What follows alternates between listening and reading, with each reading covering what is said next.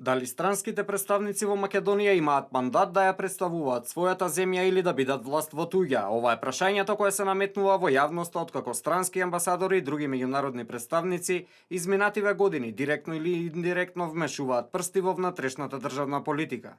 Лидерот на ВМРО-ДПМН Никола Груевски при објавувањето на прогласот изјави дека државата мора суеверено да ги носи одлуките и потенцираше дека некои амбасадори почнаа премногу да се мешаат во внатрешната политика на земјата. Тоа мора да запре. Остануваме отворени за комуникација со сите амбасадори и представници на други држави, но некои амбасадори кои почнаа премногу да се мешаат во нашата внатрешна политика мора да престанат да го прават тоа.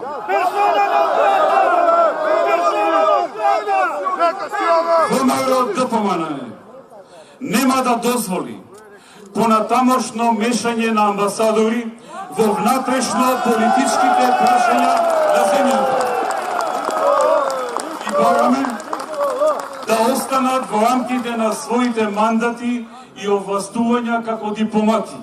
Според експертската јавност, мешањето на странските амбасадори не е нешто ново кога Македонија е во прашање.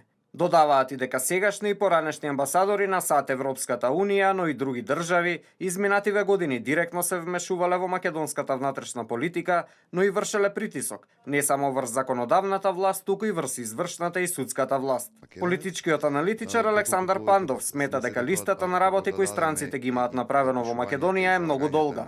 Ние имавме многу лошо искуство и во минатото, во цели 25 години мината историја, која има независна Македонија, но тоа изразено го видовме во последниве 2,5 години. Беа толерирани највандалско и најхулиганско однесување на луѓе кои беа предводени од политичката партија СДСМ и платени од Соросовите граѓански и невладени организации. Дополнително би сакал да потенцирам, еве да речеме господинот Бејли, па он нели е во можност да ги слушне јасно и да ги препознае политиките кои сега новоизбраниот американски претседател Доналд Трамп ги прокламира, а тоа е дека американската држава и дипломатија немаат намера да се мешаат во бутање на странски влади и во работењето на странски држави, туку дека единствената причина поради која постојат тие странски амбасадори е за да ги подобрат меѓусебните односи меѓу САД и во даденава ситуација Македонија.